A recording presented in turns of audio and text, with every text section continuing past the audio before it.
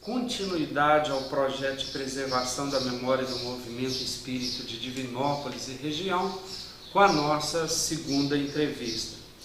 E hoje nós contamos com a presença do Maurício Paiva, que também foi um dos participantes, dos participantes ostensivos, ativos, bem atuante no movimento espírita de Divinópolis. E, Maurício, inicialmente eu gostaria que você fizesse uma apresentação para que os pesquisadores que vão assistir essa fita possam conhecer melhor, como a data de nascimento, o nome dos pais, local de nascimento, se é divinopolitano ou não, uma apresentação breve para que as pessoas possam te conhecer melhor. Meu nome é Maurício Paiva, nasci aqui em Divinópolis em 19 de junho de 1944. Meus pais eram portugueses, vieram para o Brasil, e da minha família, brasileiros natos, somente eu, meus 2 irmãos e sobrinhos, né? O resto da minha família toda reside toda em Portugal. E nome dos pais da sua profissão? Meu pai chamava Laurindo Paiva, era maquinista da Estrada de Ferro, naquela época oeste de Minas. Minha mãe era Zulmira Dias Fernandes e de prendas domésticas. E a sua profissão? Eu sou funcionário público aposentado. Eu trabalhei a maior parte da minha vida para o governo do Estado de Minas Gerais, na área da educação, e no governo federal, no INSS. E se aposentou no INSS? Aposentei no INSS em 1997. E o que fez você se tornar espírita? Como que foi isso? Quando e como? O meu primeiro contato com a doutrina espírita se deu aos 10 anos de idade.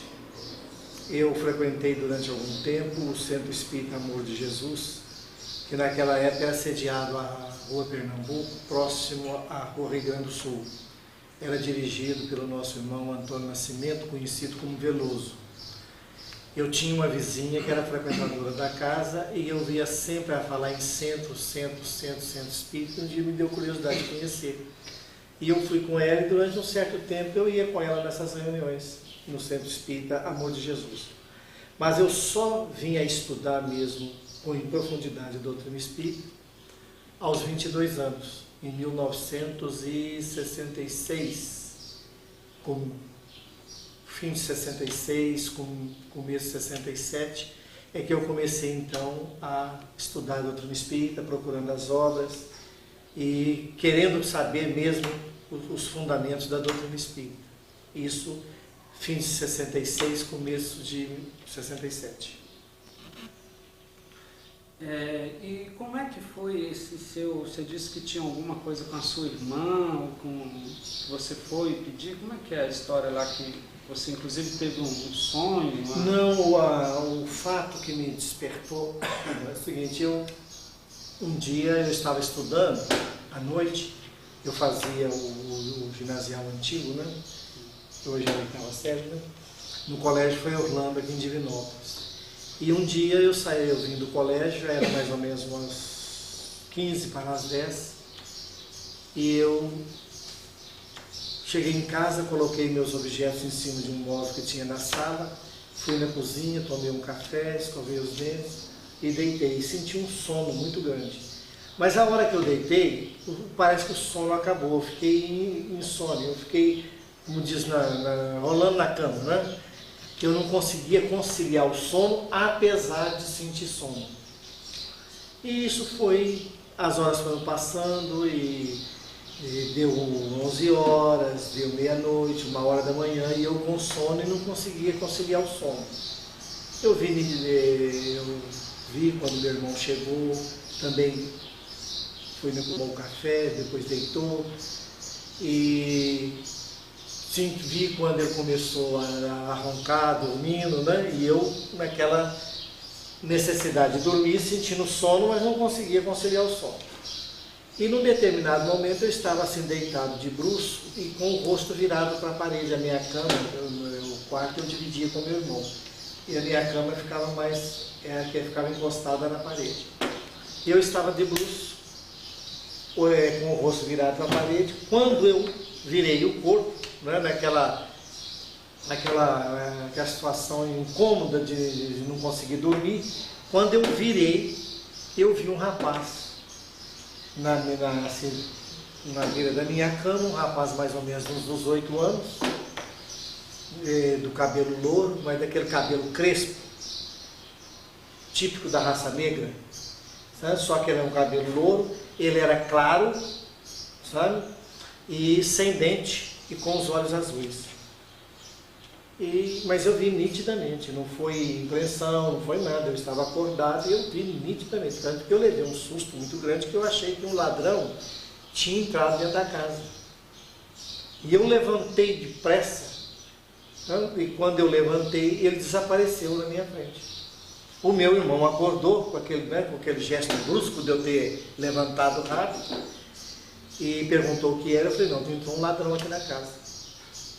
E eu olhei debaixo da cama, e eu corri a casa toda, e ele falou, não, você estava sonhando. Eu falei, não estou sonhando não, estava acordado, aqui dentro da casa tem um moço. E contei para eles como eram as características do jovem, né? Só que realmente não tinha ninguém dentro da casa, sabe?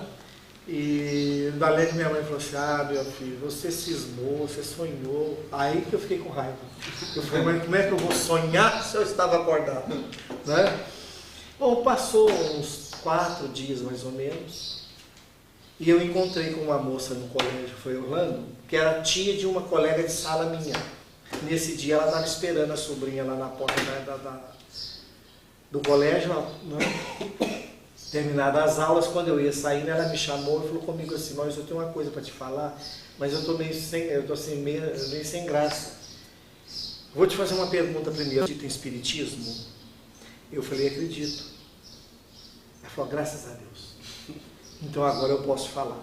Ela falou assim, porque é o seguinte, eu tenho um tipo de mediunidade que eu, quando deito que durmo, eu vou nos lugares, eu vejo as coisas. E depois eu comprovo que naquele lugar realmente tinha aquilo. Isso é uma característica que eu tenho desde de mocinha nova.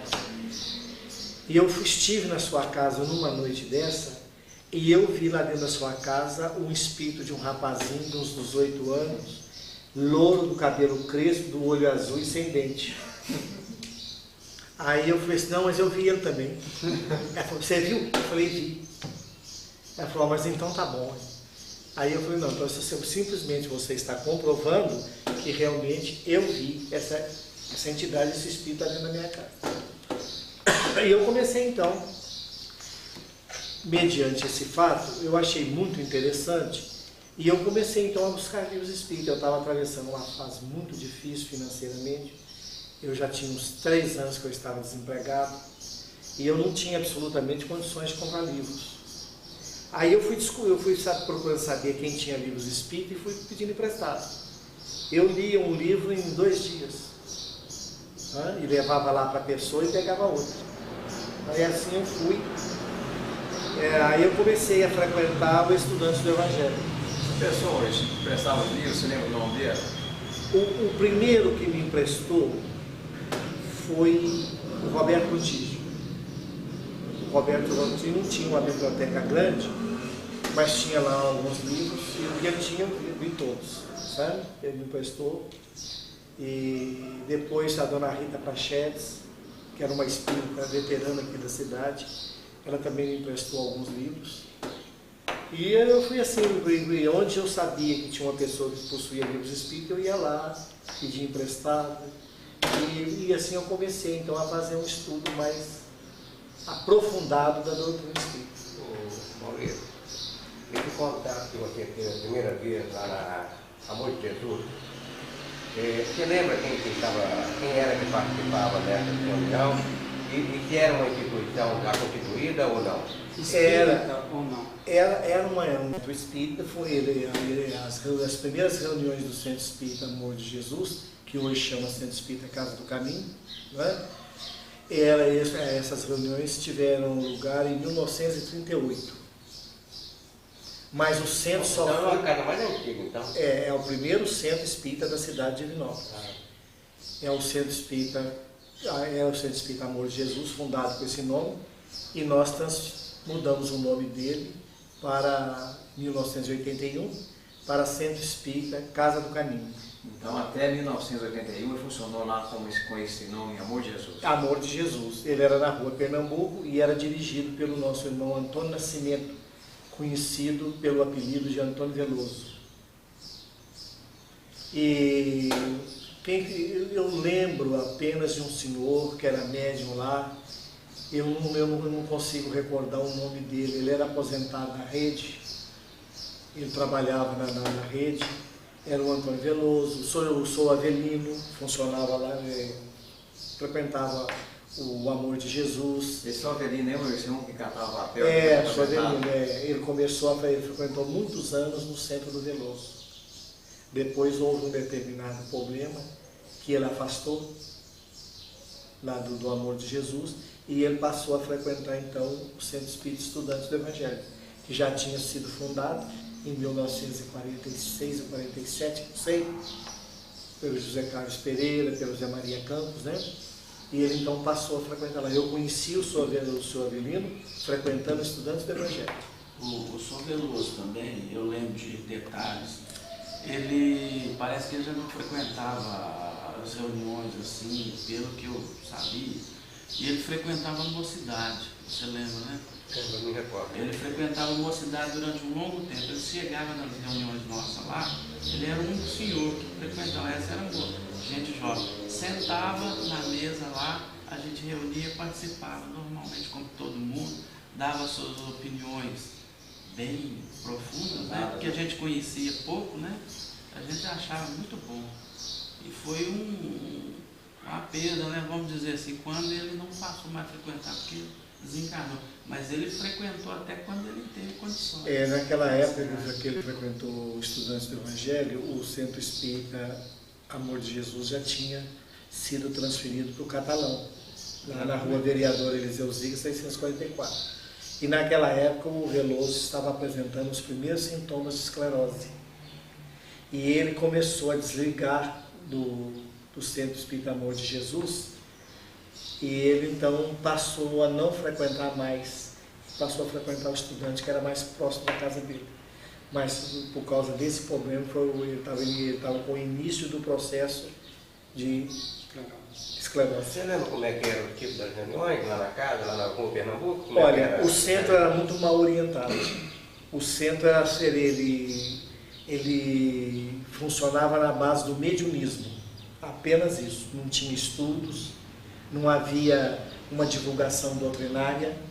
Todas as reuniões do Centro Espírita Amor de Jesus eram reuniões mediúnicas dirigidas pelo nosso irmão Antônio Nascimento, que, diga-se de passagem, não era uma pessoa conhecedora da doutrina. Ele tinha apenas conhecimentos rudimentares de doutrina espírita.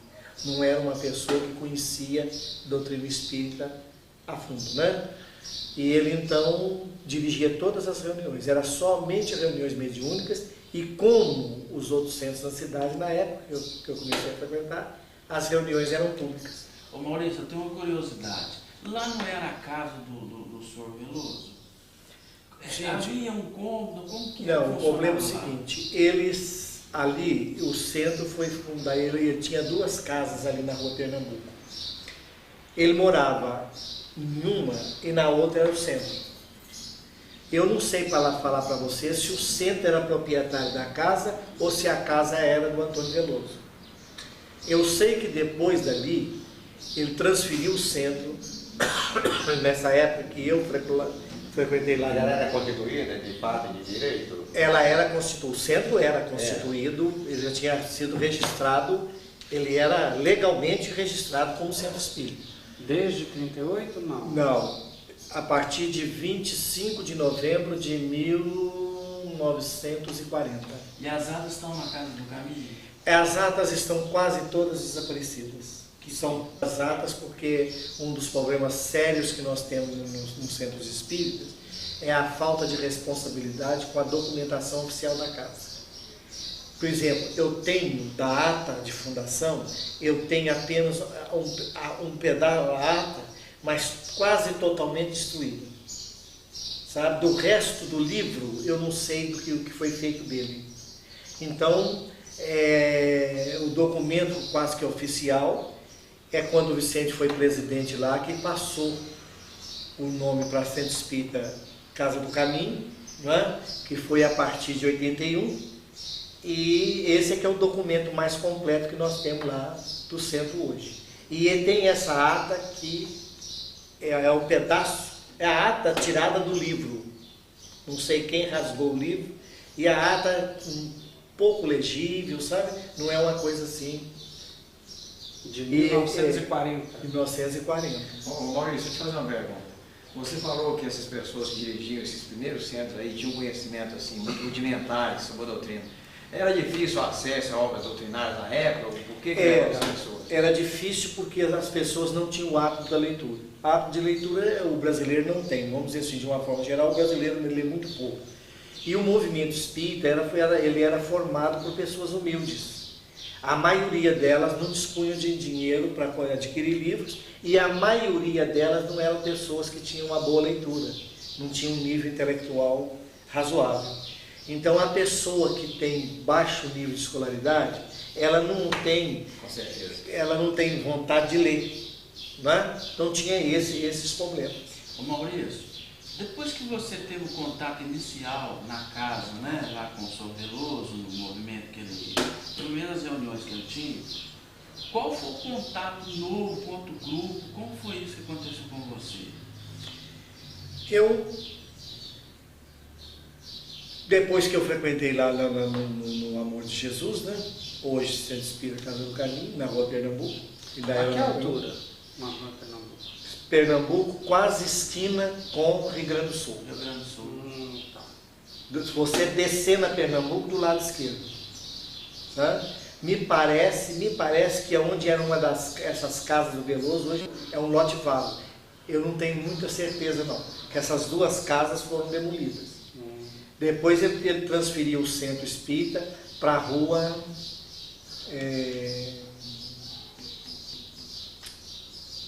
para cima da Amazônia, Espírito Santo, para a Avenida Espírito Santo, entre Pernambuco e Ceará. A sede era do centro e essa sede foi vendida. Ele construiu lá a sede e depois ele transferiu, assim, o pessoal da época, ele transferiu a sede para o nome dos filhos dele. E o centro ficou sem sede e ele retornou com o centro para Pernambuco. E lá na Pernambuco ele ficou, aí ele colocou ele num cômodo que existia entre as duas casas que ele tinha ali na Pernambuco. Tinha um cômodo no fundo e o centro frequentou ali. Depois que ele tirou ele lá da Avenida Espírito Santo, ou Rua Espírito Santo. E depois ele pediu ao Fábio Notini, me parece, que era o prefeito da época, esse terreno lá na Rua Vereador Eliseu Zica. Só que uma pessoa lá do centro adiantou-se a ele, foi na prefeitura e pegou a escritura em nome do Centro Espírita Amor de Jesus. Moreira, o pessoal que participou da casa onde era dirigida pelo Veloso, tem alguma ligação com o Estudante do Evangelho? O Estudante do Evangelho é um grupo à parte? Não. Você podia falar alguma coisa assim da história mesmo do Estudante do Evangelho, do início da... O Estudantes do Evangelho, ele nasceu na casa do farmacêutico José Maria Campos. O José Maria Campos, ele fazia reuniões espíritas em Carmo do Cajuru. Em Carmo do Cajuru tinha um agente de estação que era espírita. Qual a época? Isso em 1920, por aí assim, antes de 1920. Ele até é o patriarca de uma família conhecida lá no Cajuru, que agora me fugiu o nome dele. Ele era o agente da estação lá da cidade, de Cajuru. E ele era espírita. Dizem que ele saía aqui de Carmo do Cajuru para ir a São Paulo assistir palestras do Vinícius, na Federação do Estado de São Paulo. Jacinto Guimarães, o nome desse agente de estação, que era espírita. Mas Carmo do Cajuru não tinha movimento espírita. Mas ele era espírita e ele saía daqui do Cajuru, com certeza nas férias dele. Ele ia a São Paulo para assistir às palestras evangélicas do Vinícius. Porque o Vinícius, durante muitos anos, aos domingos de manhã, ele tinha uma dissertação sobre o evangelho que ele fazia todos os domingos. Em 1920?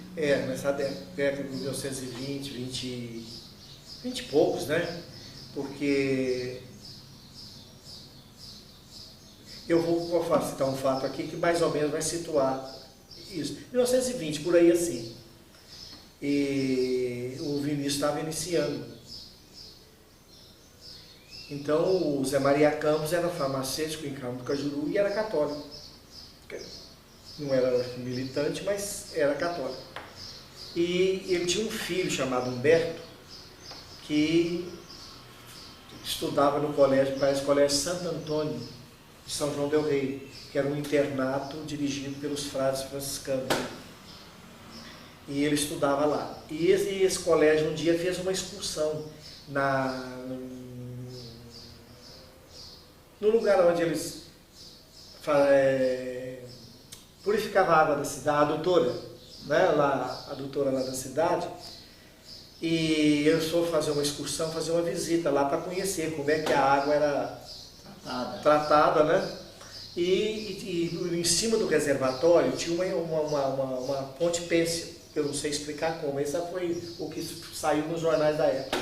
Era uma ponte e eles entraram todos de uma vez na ponte. E a ponte não suportou o peso. E ela cedeu e os estudantes caíram no reservatório, onde desencarnou, me parece que 3 estudantes, inclusive o Humberto, filho do Zé Maria Campos. E para o Zé Maria Campos e a esposa, a família, o desencarne desse jovem foi um trauma, né? E ele ficou muito desorientado, muito amargurado, e o Jacinto Guimarães, o espírita que era agente da estação lá de Carmo do Cajuru, começou a conversar com ele. Você é um homem muito culto, porque o Zé Maria Campos era um homem muito culto, ele falava bem o francês, porque naquela época você formar em farmácia na escola de Ouro Preto, você tinha que falar francês fluentemente, né? Antigamente o estudo puxava muito. Latim, tinha que conhecer latim. E ele então, ele falou assim: Zé Maria Campos, você é um homem culto, eu vou te dar uns livros espíritos, você vê que morte não existe. E passou para o Zé Maria Campos o livro dos espíritos, né, e os livros que ele possuía. E o Zé Maria Campos empolgou com a doutrina, porque ele era um homem muito culto, ele percebeu a profundidade da doutrina. E a esposa dele começou a apresentar os primeiros sintomas de mediunidade, Dona Mariana Campos, né? Era médium sonambúlica, que era muito comum naquela época, os médios sonambúlicos. Eu acho que para poder a espiritualidade patrocinou o reencarno de muitos médios no campo do sonambulismo, mesmo para que por intermédio deles viesse fenômenos mesmo bons, chamasse atenção, né? E a Dona Mariana Campos era uma médium assim. Ela não era uma mulher culta, ela não tinha cultura, mas ela era uma médium sonambúlica extraordinária, né? E ele então começou a se manifestar os espíritos. O Zé Maria Campos então procurou fazer um grupo mediúnico em Carmo do Cajuru. E então o Zé Maria Campos, o Jacinto Guimarães. Você sabe que época que foi esse? Isso mais ou menos foi depois de 1924, porque esse acidente lá no São João del Rei, que vitimou o filho de Zé Maria Campos, foi em 1924. Você sabe se houve uma manifestação de alguma mensagem do filho, uma dessas reuniões? Não sei. Eu sei que eles começaram esse grupo, e onde tinha também o avô do Gilmar, o Manuel Alves, né, que era português. Com o Manuel Alves também começou a frequentar. Então era um grupinho assim relativamente bom. Lá em Cajuru. Em Carmo do Cajuru. Aí começou com grandes manifestações mediúnicas. E coisas que podiam ser comprovadas, né? Manifestava lá por intermédio dela um espírito chamado, que ele dava o nome, ele citava o nome de Tio Quincas. E eles achavam que o Tio Quincas era um deles ali, né? Um dia o espírito falou com eles assim: vocês estão achando que eu sou tio de algum de vocês? Né? Mas não, eu não sou tio de nenhum de vocês, não. Eu, na minha última encarnação, eu fui padre católico do Rio Grande do Sul, e na cidade tal, e lá tinha um jornal da diocese, um jornal, e eu assinava uma coluna infantil com o nome de tio Quincas. Por isso é que eu falo para vocês que eu sou o tio Quincas. Então eu não sou tio de nenhum de vocês, eu sou simplesmente um sacerdote desencarnado que tinha esse pseudônimo de tio Quincas por causa do que ele escrevia para as crianças. Eu tenho um irmão que reside na cidade tal, na rua tal, número tal. José Maria Campos imediatamente anotou, porque o José Maria Campos era desse jeito. Científico, né? Tudo com ele tinha que ser comprovado. No instantinho o José Maria Campos escreveu para a pessoa, né? Aí o senhor respondeu e tudo, falou que realmente ele tinha tido um irmão, que era padre católico, que realmente na cidade tal, no jornal da diocese, ele escrevia uma coluna com o nome de tio Quincas. Deu o nome do padre direitinho. Zé Maria tinha tudo isso escrito, eu não sei o que isso levou, qual fim que isso levou, né? Aquele escritor irlandês, Oscar Wilde, né? Oscar Wilde, ele se manifestava também por intermédio da Dona Mariana Campos. Sabe, ele já não tinha muitos anos que ele tinha desencarnado, porque ele desencarnou acho que em 1901, em Paris, né? E numa situação muito difícil, num estado de alcoolismo muito grande. E ele, então, ele se aproximou, talvez por uma afinidade com a Dona Mariana Campos de vidas passadas, ele foi atraído para esse grupo do Zé Maria Campos, em Cabo do Cajuru. Mas antes, logo depois que o grupo do Zé Maria estava implantado, manifestou no grupo um padre que havia sido padre pároco lá da igreja de Cabo do Cajuru. Um padre que foi muito estimado lá na cidade, ele se manifestou, deu um nome direitinho e tal. E uma pessoa que estava no grupo, né, do grupo, comentou isso na cidade. Que o espírito do padre tal tinha dado uma comunicação. Bateu na língua. Aí o padre lá, o titular do cargo encarnado, né? Ele resolveu abater os tambores de guerra e a perseguir o Zé Maria Campos. E esse grupo do Zé Maria Campos, ele incomodou tanto no Cajuru, que a vinda dos franciscanos aqui para Divinópolis foi por causa desse grupo. Então, nem toca comigo, assim. Foi por causa desse grupo. Esse padre do Cajuru, que eu não vou citar o nome, que não tem necessidade, é Padre José. O nome dele acho que é José. Sabe? É José, Padre José. Depois não vou falar o sobrenome, porque isso é bobagem. Mas então, ele escreveu para o Dom Cabral. Dom Cabral não era arcebispo ainda não, ele era bispo só de Belo Horizonte, que aqui pertencia à diocese de Belo Horizonte. Então ele escreveu para o Dom Cabral e falou com ele: ó, Dom Cabral, a religião do demônio está espalhando aqui por todo lado. A coisa aqui está feia. Nós temos que tomar providência, porque daqui a pouco eles vão estar instalados aqui em todo lugar. Tanto a religião do demônio como os crentes. Também a Igreja Batista já tinha sido fundada em Divinópolis. E os franciscanos, eles iam para uma cidade próxima a Belo Horizonte. A província, hoje chama Santa Cruz, a província franciscana daqui, ela foi fundada pelos franciscanos da Holanda, da província dos Santos Mártires Gorgonienses. Foi uns mártires mortos lá na Holanda, em 1600 e tanto, um negócio assim. Então eles fundaram essa província franciscana e com esse nome dos Santos Mártires Gorgonienses. E eles então, eles quiseram fundar, vim trabalhar aqui, porque a ordem franciscana praticamente tinha desaparecido do Brasil, porque Dom Pedro II, em 1853, me parece, ele baixou um decreto em que ele proibia o funcionamento de seminários. Porque a igreja era ligada ao Estado. Quem pagava os padres era o governo. Era chamada concordata. Então o bispo, o pároco para ser nomeado, ele era nomeado por Dom Pedro II. Não era pelo Papa. O Papa apenas confirmava a ação. Por exemplo, um bispo para tal lugar, quem nomeava o bispo, ou transferia o bispo de uma diocese era o imperador, Dom Pedro II. E com a queda da República, acabou essa concordata. O governo republicano simplesmente se desligou da Igreja Católica e disse que a partir dali o Estado brasileiro seria laico, quer dizer, sem nenhuma vinculação com a Igreja Católica. E como Dom Pedro tinha proibido os seminários, as ordens religiosas de receberem noviços, elas foram se extinguindo. A Ordem Franciscana da Imaculada Conceição, a qual pertencia nós aqui na época, em 1901 tinha um frade só. Aí, com o desvinculamento da Igreja Católica do Estado, eles então começaram a pedir sacerdotes na Europa, e onde eles escreveram para o provincial dessa província na Holanda, que ele mandasse padres. E começaram a chegar os primeiros frades holandeses. Primeiro eles foram para o Rio de Janeiro, depois na cidade de Campos, depois na cidade de Ouro Preto, depois São João del Rei. E quando eles estavam procurando se instalar aqui em Belo Horizonte, próximo a Belo Horizonte, que Dom Cabral ia dar uma paróquia para eles ali, aí foi que esse padre do Cajuru falou que o grupo do Zé Maria Campos estava incomodando, que o Dom Cabral tomasse uma providência, porque a religião do demônio estava se espalhando aqui na região.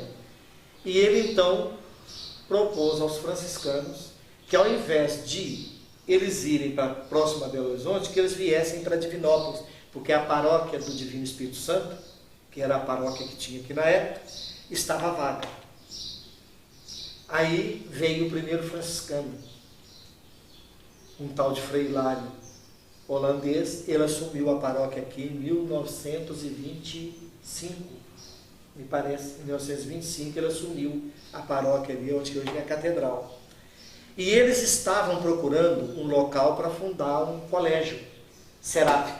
Quer dizer, colégio seráfico é aquele colégio religioso que visa a formação de padres. E eles então alugaram aquele casarão da Praça da Matriz, e ali começou o movimento deles aqui em Divinópolis. Eles começaram o colégio seráfico ali. Depois o X Montijo era presidente da Câmara, antigamente o prefeito chamava presidente da Câmara. Ele então deu aquele quarteirão da 21 de abril, Minas Gerais, 7 de setembro, São Paulo, né? Para os franciscanos, com o compromisso deles fundarem um colégio, mas não um colégio seráfico, um colégio que fosse para a juventude da cidade. E eles então entraram em posse daquele quarteirão, e é onde que fizeram o primeiro convento ali, né? Que inclusive o que desenhou aquele convento é o pai daquele famoso pintor Petrônio Bax. Vocês já ouviram falar nele? O Petrônio Bax, o pai dele era da ordem franciscana, mas não era padre, ele era irmão leigo, que é a ordem franciscana, e algumas ordens da Igreja Católica tem os irmãos que são padres e os outros que são irmãos leigos, que não são padres. Pertencem todos à ordem, só que com essa distinção. E o Pedro Bax, ele era irmão leigo. E depois foi ele que desenhou, no estilo holandês, muito bonito, que foi uma pena que ao desmanchar o convento, eles não fizessem o outro com o mesmo, da mesma forma, né? Era muito bonito o convento. Foi ele que projetou, foi ele que construiu.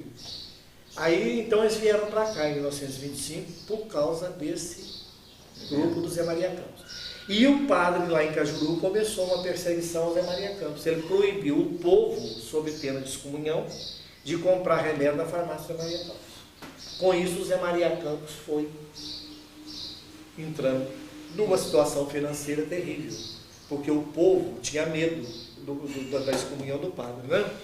E chegou um ponto que o Zé Maria Campos não tinha condição de sustentar a família. Foi quando o avô do Gilmar, Manuel Alves, veio aqui em Divinópolis e comprou aquela casa que tinha ali em frente ao Ciliarte, onde hoje tem uma loja, tem um estacionamento no fundo, né? Ele comprou aquela casa e levou a chave. O Zé Maria Campos falou com ele, falou: Zé, transfere a sua farmácia para Divinópolis, porque aqui no Cajuru você não vai conseguir nada. com esse padre aí, você não vai conseguir nada. E o Zé Maria Campos, então, veio para Divinópolis com a família dele, né? E continuou a reunião familiar, o Manuel vinha do Cajuru participar, né? Então, o grupo espírita continuou, né? E foi nessa época que manifestou o espírito desse escritor irlandês, Oscar Wilde, né? É inglês, não? Eu tenho um... Oscar Wilde. É É Wilde. inglês, não. Não, ele É é irlandês. irlandês. Ele era natural da Irlanda. A Irlanda pertencia à Inglaterra naquela época. E ele então começou a manifestar, mas numa condição espiritual muito grande, porque ele não tinha religião, não tinha nenhum tipo de crença. Ele desencarnou depois de um processo de homossexualismo que foi terrível na Inglaterra, naquela época, né, quando chamava a Inglaterra vitoriana, uma situação muito difícil. Ele desencarnou num estado de alcoolismo tremendo em Paris.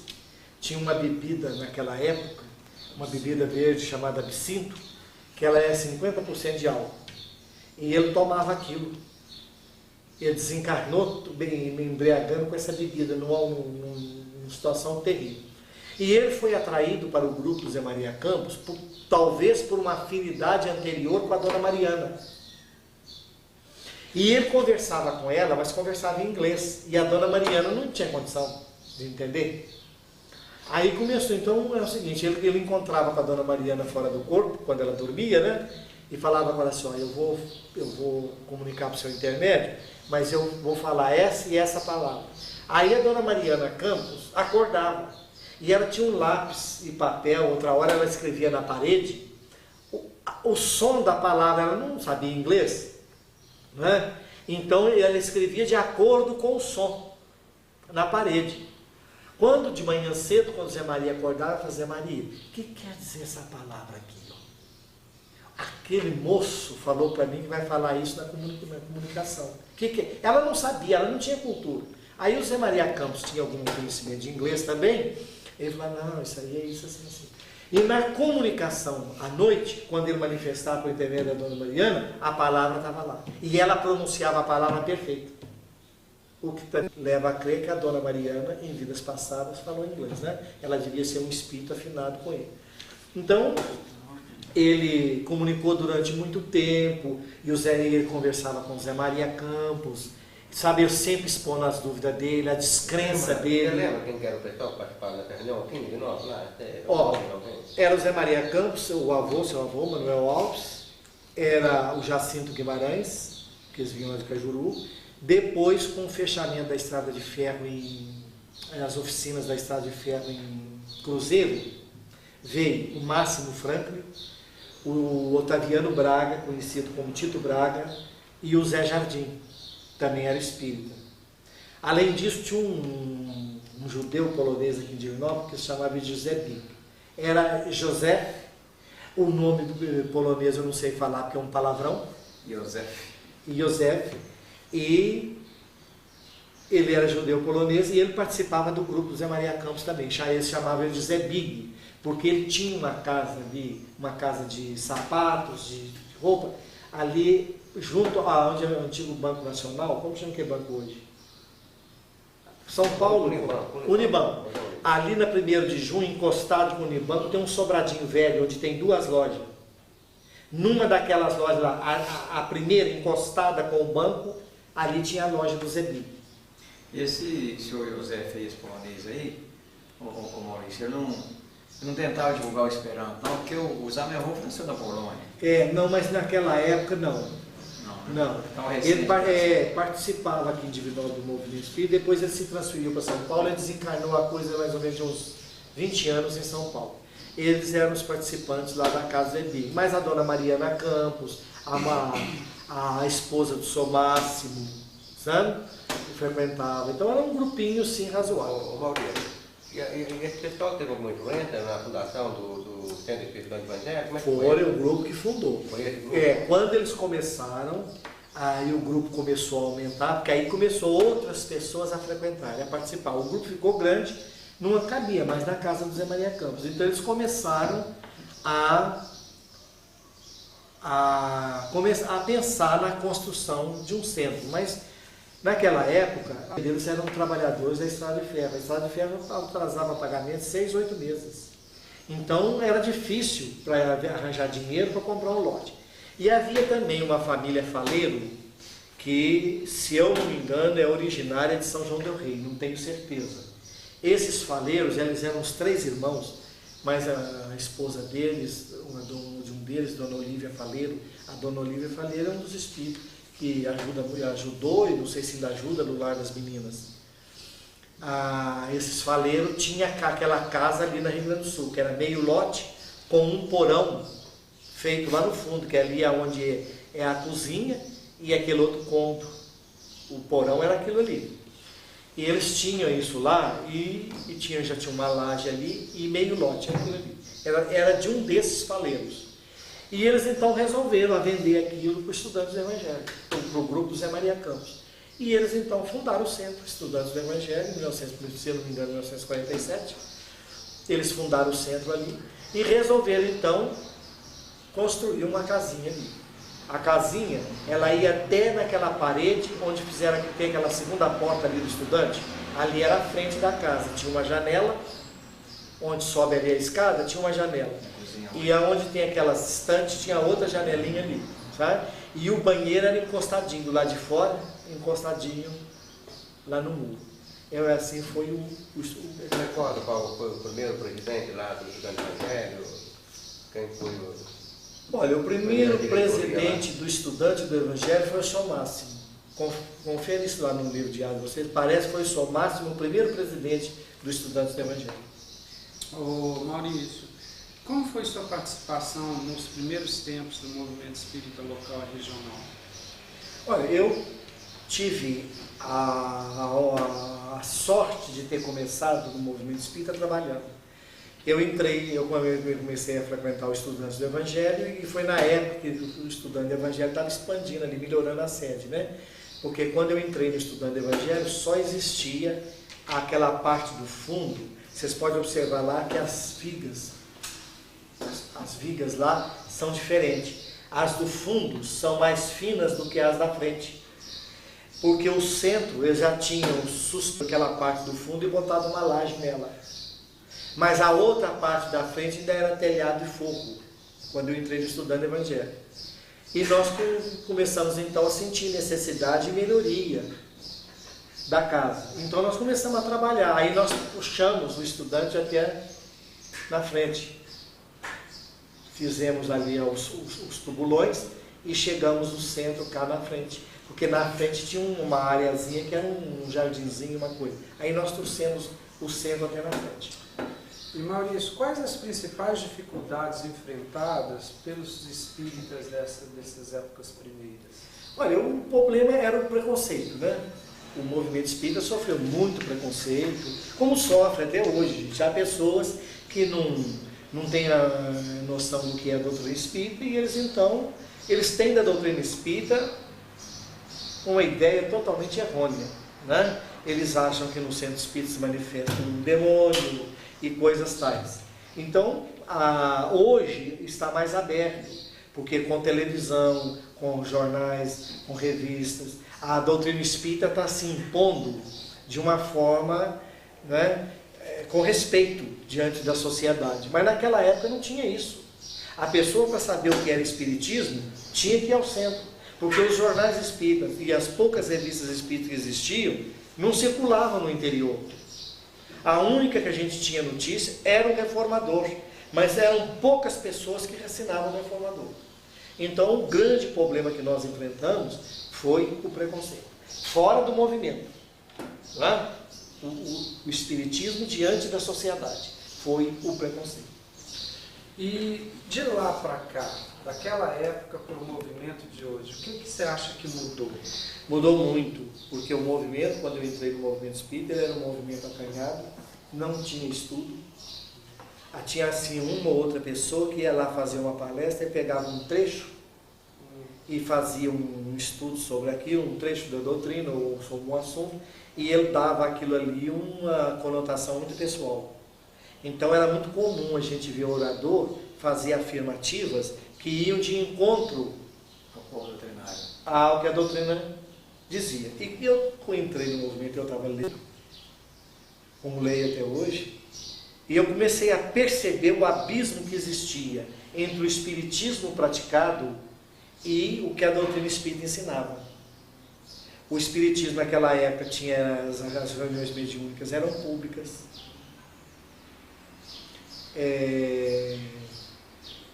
Havia o passe cirandinha, aquele passe de todo mundo dá a mão, que ninguém sabe onde que eles conseguiram aquilo, mas é porque os espíritas antigamente eles não liam.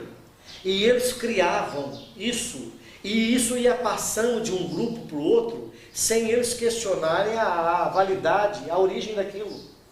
Né?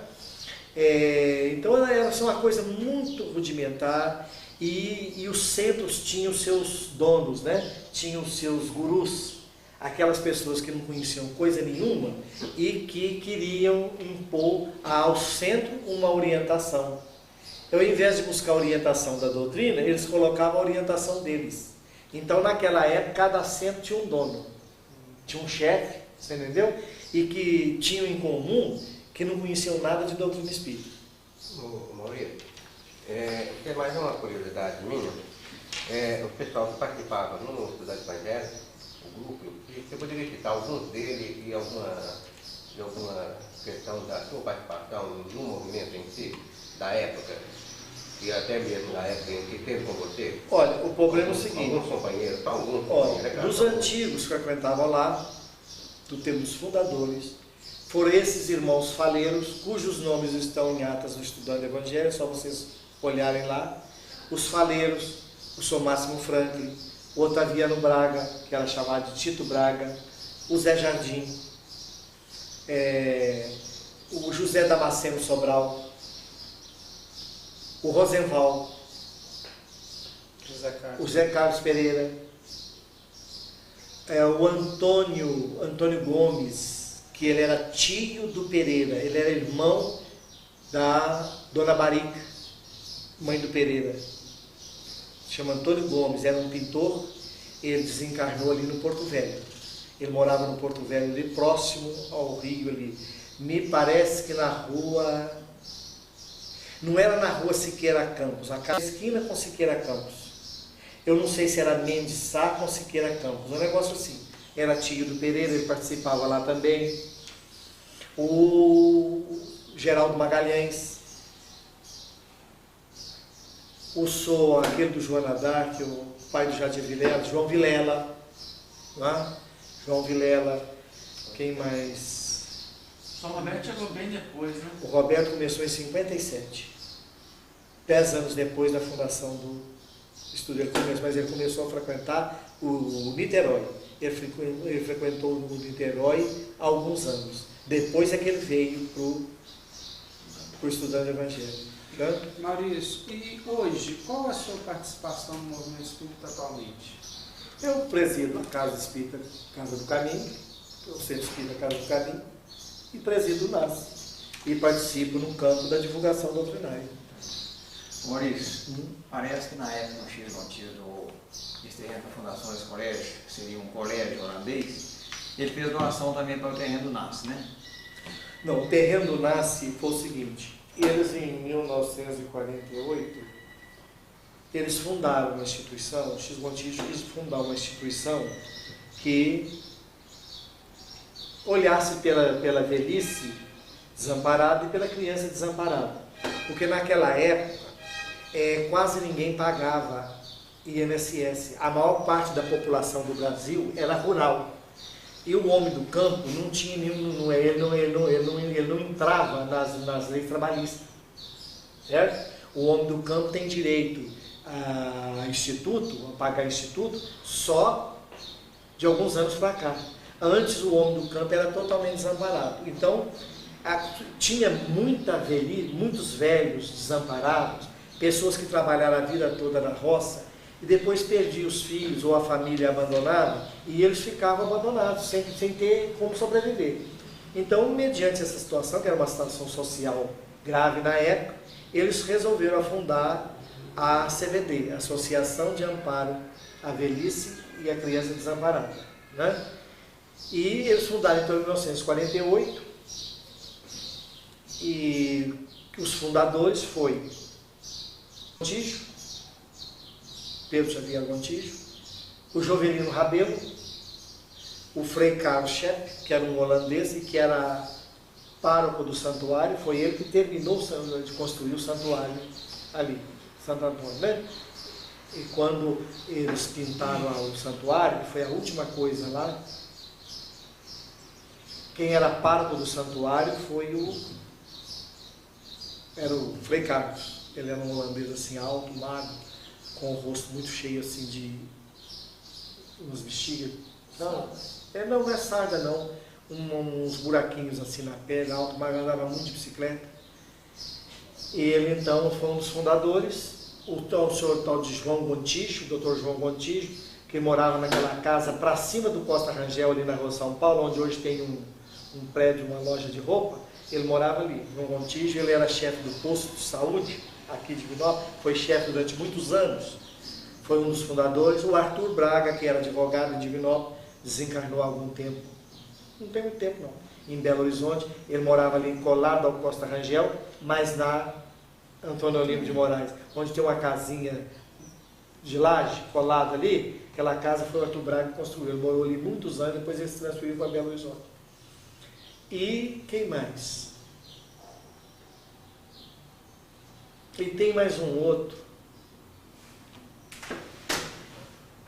que eu agora me foge o nome dele. Esses foram os fundadores. Só que essa CVD nunca funcionou. Ela era a dona daquele terreno ali no Gafanhoto, né? Aonde é aquele loteamento hoje que chama de prolongamento Gafanhoto. Sabe? Eles falam que aquele terreno onde está a Associação Atlética Banco do Brasil, que aquele ali já era terreno da CVD, sabe? Mas com o tempo, uma diretoria que entrou, vendeu, loteou aquele terreno e vendeu. Hoje lá só tem 2 lotes, que é de propriedade da CVD, que nós estamos querendo vender esses 2 lotes, porque não tem nenhuma serventia para a instituição. E lá só tem 2 lotes. E esse terreno, hoje, lá no Danilo Passos, né? Que são aproximadamente, são 98 mil metros quadrados, mais de 3 alqueires, um pouquinho. E então essa instituição sempre funciona, ela nunca funcionou. E quando o Cis Gontijo já estava assim idoso, ele chamou o Alaor Pio Nunes Coelho e entregou o patrimônio na mão dele. Ele não doou o patrimônio, ele entregou o patrimônio para que os espíritas administrassem. Entendeu? Tanto que eu nunca concordei que aquilo fosse vendido e distribuído com os centros, porque aquilo não é, e não foi com essa finalidade que eles instituíram o patrimônio. O patrimônio é para o velho e para a criança. Isso é ponto pacífico e fundamental. E por uma questão ética, nós nunca devemos afastar desse princípio. Então ele chamou o Alaor porque ele tinha medo, porque havia uma cláusula no estatuto, que se a CVD ficasse sem diretoria, o patrimônio ia para a mão da Santa Casa, que era propriedade da Igreja Católica, como até hoje o prédio lá é propriedade da Diocese. E o Cis Gontijo era inimigo figadal da Igreja Católica. Então ele falou que, absolutamente, ele chamou a Laura e falou, isso aqui vocês assumam o patrimônio e vocês tiram essa cláusula.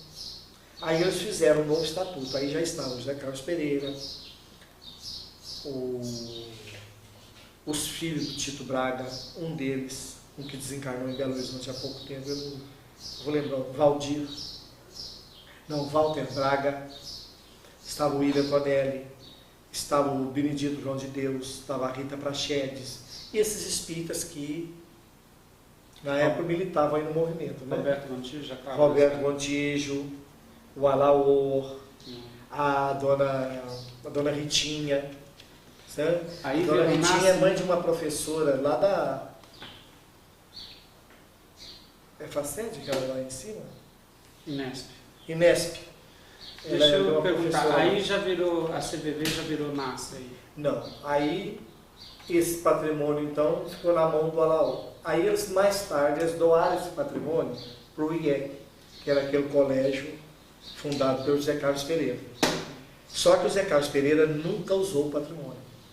Quando o IEC fechou, o Zé Carlos Pereira chamou o Alaor e devolveu o patrimônio para o Alaor.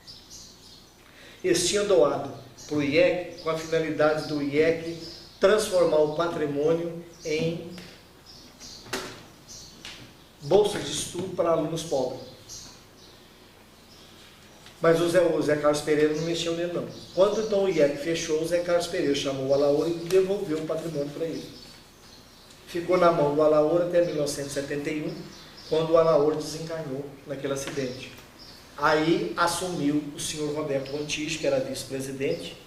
A dona Anita Miranda entregou os documentos da CVD na mão dele, e foi o senhor Roberto Gontijo que loteou o terreno sem autorização dos espíritos, sem reunião de diretoria que autorizasse, né, o loteamento do terreno, e ele vendeu a maior parte dos lotes e nunca fez nenhuma prestação de conta. Maurício, os companheiros não lembram, não, mas há 30 anos mais ou menos nós chegamos no movimento espírita. Eu já encontrei você lá na casa e eu gostaria de saber alguns detalhes também em relação a isso. Então, nosso companheiro aqui, que depois nós assumimos aí também esse movimento aí, inclusive até da unificação da AME, do trabalho dele aqui. Eu gostaria de saber de você, Maurício, antes quando nós chegamos lá, já tinha a mocidade espírita, nós começamos, foi por lá. Eu tinha uma curiosidade grande de saber, porque quando eles falavam que você era o presidente da mocidade, eu gostaria que você pudesse fazer um histórico da criação da mocidade lá no Estudando do Evangelho e também os tipos de reuniões que existiam na época. Olha, como eu falei para vocês, quando eu entrei no movimento espírita, era muito rudimentar as reuniões eram baseadas só em mediunismo, as pessoas interessavam só com mediunismo, não havia grupo de estudos, né? E uma das coisas que desde o início eu percebi é o seguinte, que sem estudo, sem conhecimento de causa, não se vai a lugar nenhum. E aquela situação do centro ter proprietário, ter dono, aquilo só modificaria com conhecimento, porque o que liberta é o conhecimento. Aí a minha primeira providência foi fundar uma biblioteca. Uma biblioteca eu fundei. Isso foi quando? Isso foi logo quando eu comecei a entrar, que eu entrei no Estudantes. Isso foi em final de 68. Então a biblioteca do Estudando era a primeira, vamos dizer assim, a data dela é 1968, porque até aquela época não tinha. Tinha uns livros jogados lá numa estante, mas que as traças estavam comendo. Então eu fundei a biblioteca. Depois, eu comecei a fundar os grupos de estudo. Os primeiros grupos de estudo aqui de Divinópolis foram fundados por mim lá no Estudando Evangelho. Doutrina Espírita, sobre o Livro dos Espíritos, né? Nós começamos então o estudo. Depois eu vi a necessidade, estava chegando muitos jovens, a necessidade de fundar uma mocidade. Aí eu tomei a iniciativa de fundar a mocidade Leonice Mourão Pontes, em homenagem à dona Leonice, né? Esposa do Geraldo Magalhães. Então, ela já tinha desencarnado? Ela já era desencarnada. Não foi a fundadora do grupo? Não, ela já tinha desencarnado. Ela era palestrista do Estudando Evangelho. Quando eu entrei no Estudando Evangelho, eu vi apenas uma palestra da Leonice.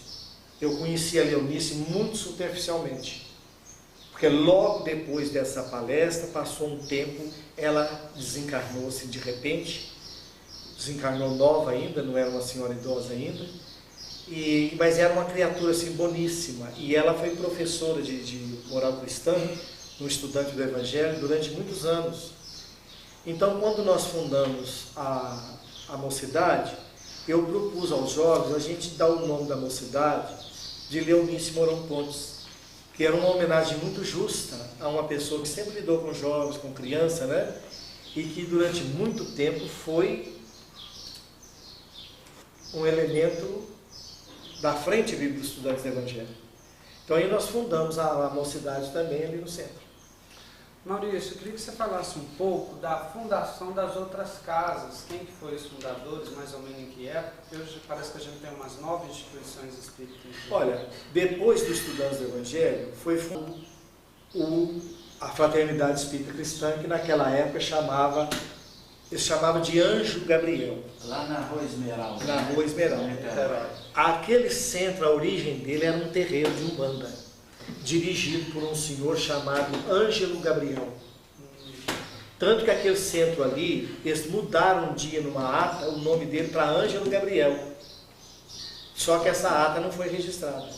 Tem uma ata, pode olhar nos livros lá, tem uma ata em que eles passaram o nome de Ângelo Gabriel, Anjo Gabriel, para Ângelo Gabriel, porque o terreiro chamava Anjo Gabriel.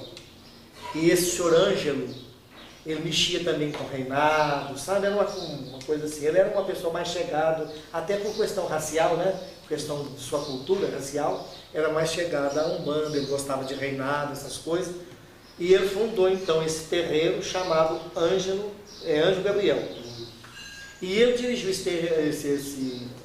terreiro até quando ele foi, aí começaram a passar aquilo para centro espírita, foi fazendo reunião, mesmo com ele ainda vivo, eles foram transformando aquilo. E o Sr. Benedito João de Deus frequentava lá. Com o desencarne do Sr. Ângelo, o Benedito João de Deus assumiu a direção. Aí se transformou em centro espírita mesmo, porque o Sr. Benedito ele era um homem de pouco conhecimento, de pouca cultura, mas ele nunca permitiu nada que não fosse doutrina espírita dentro do centro. É uma coisa interessante, ele foi presidente lá durante muitos anos, quase 30 anos, né? Isso foi mais ou menos em que época? Só para a gente saber. Não, isso foi depois foi depois de 1900 e... eu não sei, a data certa deve estar nos livros da Fraternidade. Há 30 anos, quando eu comecei a frequentar, eu lembro dele. Pois é. Então ele, quando eu entrei, já existia o Sr. Benedito lá, né? Quer dizer que então o Sr. Benedito deve ter, esse terreno deve ter sido na década de 50, por aí, que ele foi fundado. Aí o Sr. Benedito dirigiu essa casa durante tantos anos e ele realmente se transformou num centro espírita. O Sr. Benedito nunca aceitou mistura lá dentro, sabe? Então, e ele era numa rua, ali não era naquele local não, ali era depois. O Roberto Montijo, em 1957, começou a frequentar lá, quando ele iniciou no movimento espírita. E o Roberto Montijo ajudou lá a turma a construir aquela sede atual. Eles compraram o lote e construíram. Quando eles construíram lá o centro, ele foi em 62.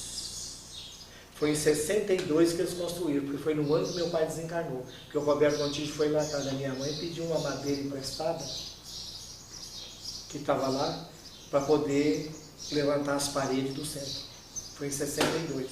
E eles fizeram aquela sede ali. E depois da Fraternidade? A Fraternidade, depois a Fraternidade entrou numa fase muito difícil, porque eu sou Benedito. Ele era daqueles dirigentes antigos, ele tomava todas as decisões, era ele que mandava lá dentro, ninguém dirigia a reunião lá no CE. Mandava todas as reuniões. E ele cometeu uns erros ali, o seguinte, ali eles fizeram uma casa, aquela casa da frente foi feita para alugar, para fazer o centro independente financeiramente, para ter dinheiro, para água, para luz.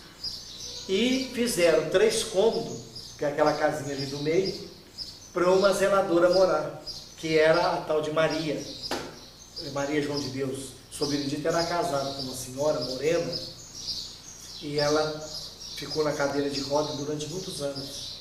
Chamava Maria também, parece. E a outra Maria era a zeladora do centro e morava lá no barracãozinho. Quando o Sr. Benedito ficou viúvo, ele casou com a Maria, zeladora. Né? E ele, ao invés de... E o Sr. Benedito tinha uma casa ali próximo ao centro, naquela mesma rua. Na Rua Esmeralda, antes de chegar na Fraternidade. Ele tinha uma casa ali. Aí o que o Sr. Benedito fez? O Sr. Benedito cometeu um erro e como ele mandava no centro, as pessoas aceitaram. Coisa que os frequentadores não podiam ter permitido. Ele vendeu a casa dele e foi morar na casa do centro. Pagar aluguel, mas o que ele pagava era para pagar água e luz. Ele morava de graça na casa do centro, a pagar água e luz. O centro nunca tinha nada. E quando ele casou com a zeladora, ao invés de ele alugar o barracão da zeladora, ele fechou o barracão para guardar despejo. Então o centro não teve renda. E o centro foi ficando velho, ficando velho, ficando velho. E aquilo foi entrando em colapso. Aí, teve um dia lá que ele falou para a turma que ele ia largar o centro, arrumar uma casa e mudar. E eu que eles deviam ter deixado acontecer, né? E o pessoal resolveu, então, reformar lá o centro. Aí eles me chamaram para participar. E uma das coisas que eu percebi é que o centro não era legalizado. O estatuto dele era a coisa mais boba que vocês pudessem imaginar. Era um estatuto antigo que a União Espírita Mineira espalhou, mas assim, falho. O estatuto não resolvia nada. E era aquilo, não tinha mais nada. Aí, e aquele centro podia ser, você transferir o patrimônio dele para qualquer pessoa. Sabe? O presidente podia fazer isso, ele não precisava pedir autorização a ninguém. Quando eu vi isso, eu falei, não, isso aqui tem que colocar... Né? Aí o que eu fiz? Busquei o estatuto do estudante, fiz algumas modificações nele e convoquei uma Assembleia Geral e elegemos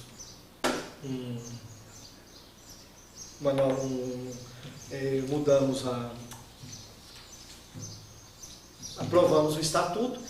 E nesse estatuto, eu então tomei a iniciativa de mudar o nome do centro, que era uma confusão.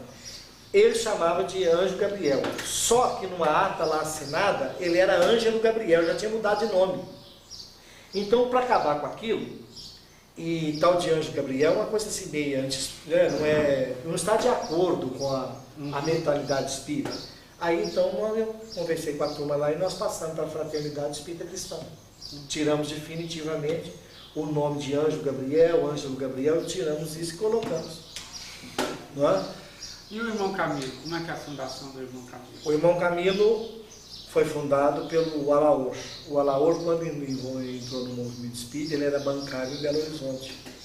E eu estava casado de pouco, já tinha alguns filhos. E ele então começou a frequentar o Centro-Oriente, em Belo Horizonte, onde tinha o grupo da Fraternidade Irmã Sheila. E ele se envolveu com esse movimento da fraternidade. E ele foi transferido para Divinópolis e entrou aqui no movimento da cidade. Mas sempre com aquela vontade de construir um grupo da fraternidade aqui em Divinópolis. Onde eles fundaram um grupo, logo tomou a iniciativa para fundar um grupo de materialização. Um grupo de materialização em Divinópolis, que participava o Roberto Montijo, a Geraldo Magalhães, a mulher dele, a Leonice Mourão Pontes, o Sol Máximo, a esposa do Sol Máximo, a Dona Marinha,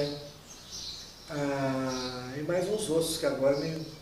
Esse grupo funcionou lá no Estudante da Guerra, parece, não funcionou? Eu não sei aonde funcionou, mas deve ter sido no Estudante. Eu não me recordo. Não, aquele lá já é outro. Você recorda do segundo grupo que nós organizamos. Antes disso teve um outro grupo. Teve um outro grupo. Aí eles começaram então a fundar esse grupo. E o Alaor então, com muito sacrifício, ele comprou aquele lote ali na Cidil. Sabe?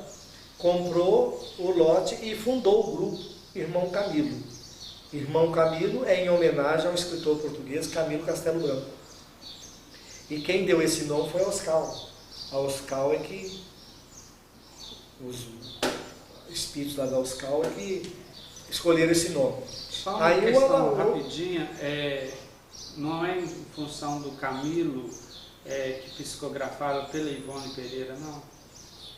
Como é que é? Porque uma informação que seria ou o Camilo que psicografa, é o Camilo Castelo Branco. É o mesmo espírito. É o mesmo espírito. Tá. É o mesmo espírito, aquele do Memórias do Suicídio. É o mesmo. É o mesmo. Então tá. Entendeu? Então, o nome Irmão Camilo foi em homenagem a ele. Vai lá aos caos escolheram em homenagem a ele. E então, e aí eles começaram, aonde trabalhou naquele grupo, trabalhou muito aquele Carlinhos, da Indaiá, sabe? Inclusive, na época que eu entrei, conversava muito que o Carlinhos, muito para fazer aquela, praticamente foi ele que levantou aquilo ali.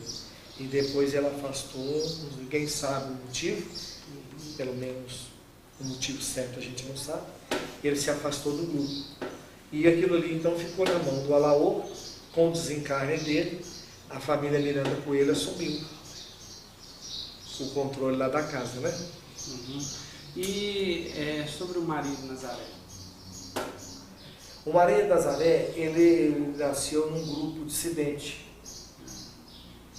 O Maria de Nazaré, ele nasceu numa reunião que tinha estudantes do Evangelho, na segunda-feira.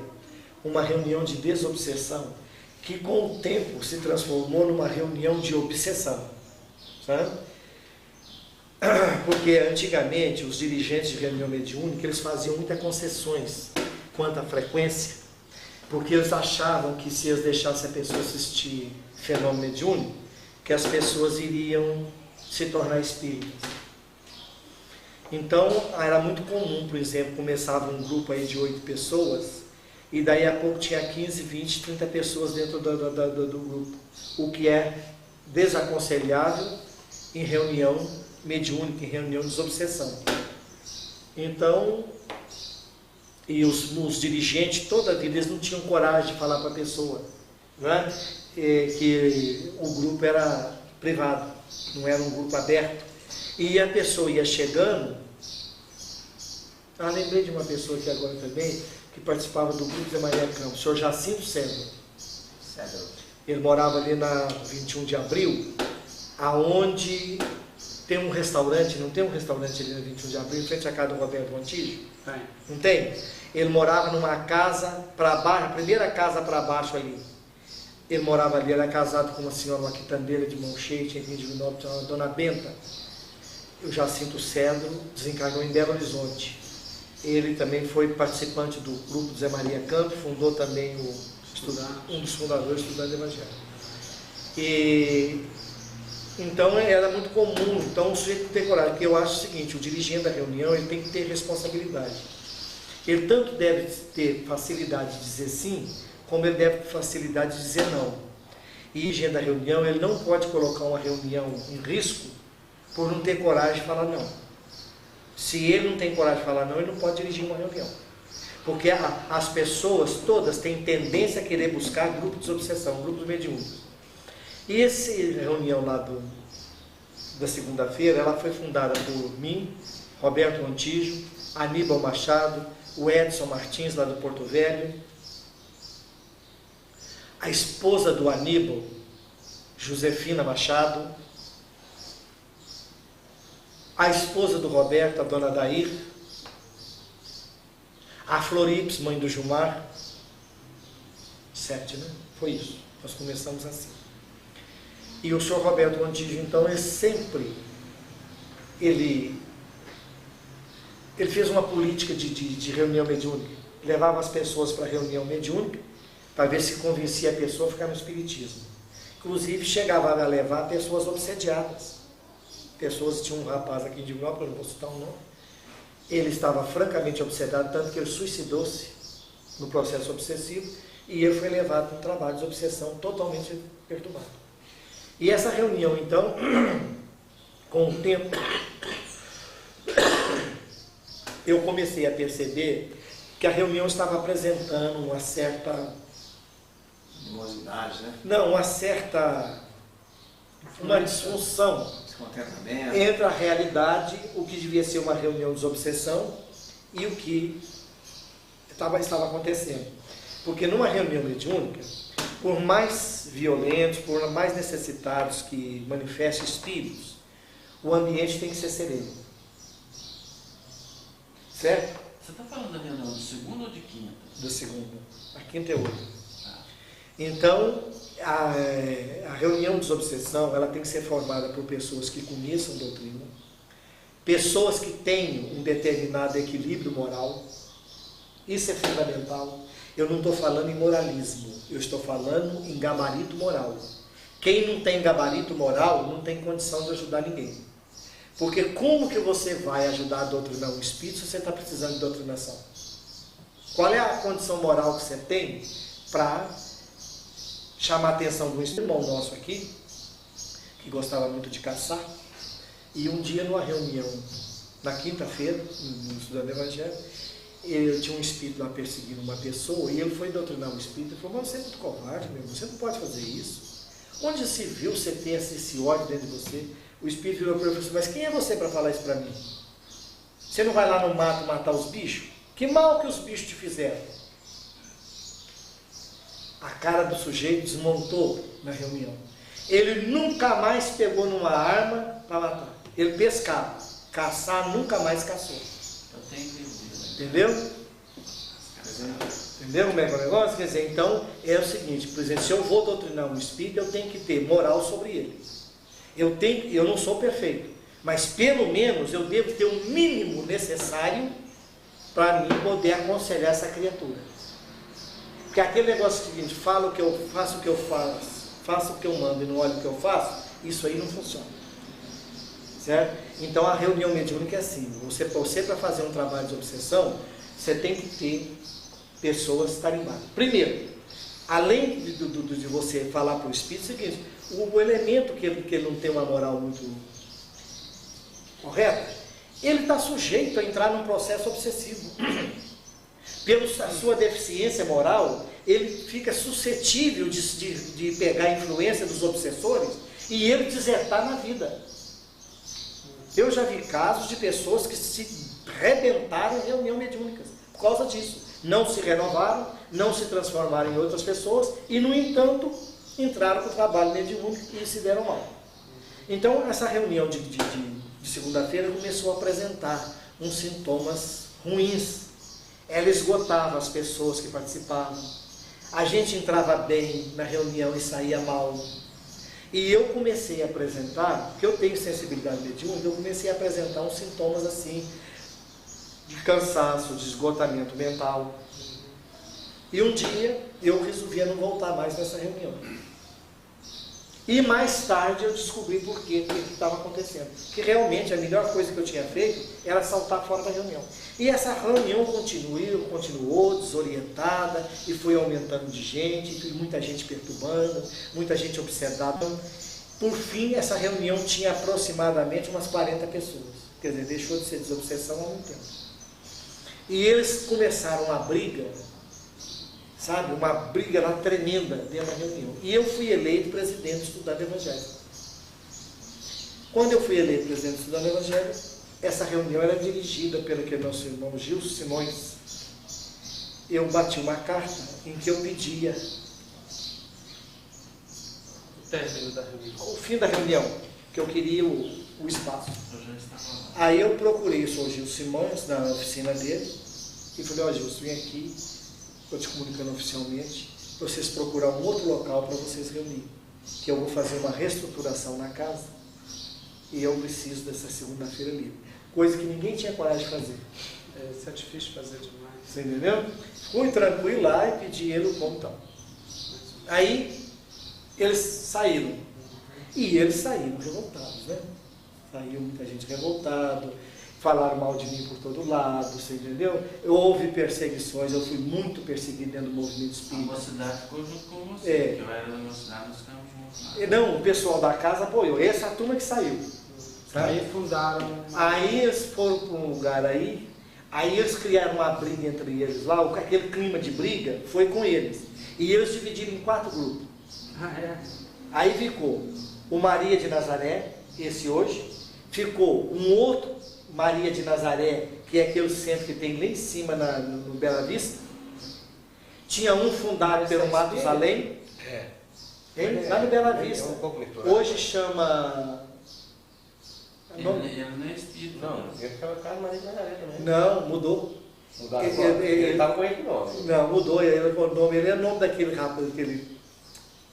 Jovino Moura. Hoje ele chama Jovino Moura, o nome dele. E um grupo fundado pelo Matusalém e um fundado pela Corina, que hoje nem não frequenta mais o movimento espírita, uma senhora. Então dividiu em 4. E esse grupo, um desses grupos, foi para a Rua São Paulo, que foi com o Romero Tonelli, né? Não, espera lá. Eles foram divididos em 4.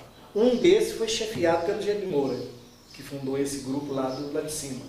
É um dos que separou. E é o da Corina, do Matusalém e da Maria de Nazaré. É em 4 mesmo, foram 4 grupos divididos. E o que ficou, o Roberto Montijo ficou... Não, o Roberto não acompanhou não. Eles foram para a rua arrumar um barracão ali na Rua Sergipe, ficaram ali uns tempos, depois mudaram para aquela sala da maçonaria ali na Rua São Paulo. Na Rua São Paulo é que o Roberto Montijo, que já tinha desentendido lá no Estudando Evangelho, e ele então foi frequentar o Maria de Nazaré. Ah, mas foi depois. Depois. Aí eles fundaram o Maria de Nazaré na Rua São Paulo. Depois transferiram ele para aquela casa que eles construíram. Última questão dessa particular. Tem um detalhe, tem a casa. Tem a casa do caminho que o Maurício junta lá, que eu acho que deveria falar sobre ele, a história. Então, o Joana d'Arc e a Casa do Caminho. O Joana d'Arc foi fundado pelo senhor Raimundo Marinho, que era tesoureiro do Centro Espírita Amor de Jesus, quando ele funcionava na avenida, na Rua Espírito Santo, entre Pernambuco e Sergipe. Ele era o tesoureiro da instituição. E quando o senhor Veloso falou que ia transferir a sede do centro para o nome dos filhos, o senhor Raimundo não aceitou. O senhor Raimundo percebeu que aquilo era uma desonestidade e o senhor Raimundo foi contra. Mas o senhor Raimundo não teve força para mudar a situação. Então, quando ele fez a transferência do patrimônio, quer dizer, ele tirou do patrimônio do centro e deu para os filhos, o senhor Raimundo afastou. E fundou um grupo na casa dele, na Rua Alice Sabatini, na Vila Cruzeiro. E ele começou a fazer um grupinho dele lá e tudo, mas também grupinho mediúnico. O senhor Raimundo também tinha pouco conhecimento doutrinário. E ele então começou, e o grupo começou a crescer e já estava assim, difícil. E o senhor Raimundo começou então a falar que ele estava precisando de um pedacinho de chão para fazer a sede do centro, tudo. E em frente ali dele tinha a casa do Schimmer. Como é que era o nome? Do Carlos Schimmer, que era um eletricista antigo que tinha aqui em Divinópolis, trabalhou muito para o Sinico. Ele era comunista e agnóstico, não tinha religião. Mas era um homem do muito bom senso, um coração generoso, mas comunista convicto, convicto mesmo. Mas quando o Partido Comunista foi colocado na ilegalidade, em 1946, ele desfiliou do partido, mas continuou com a convicção dele comunista. E o Carlos Schimmer, então, tinha uma chácara. A casa dele era virada para a Rua Serra do Cristal e dava a volta na Alice Sabatini e até lá onde é o Joana d'Arc hoje, naquela Rua Salinas. Ali era uma chácara. Aí ele pegou, um dia ele viu o Raimundo passando na rua, ele chamou o Raimundo e falou assim: Raimundo, eu estou sabendo que você está precisando de um pedacinho de chão para você fazer o seu centro. Eu vou te dar um pedacinho aqui da minha chácara.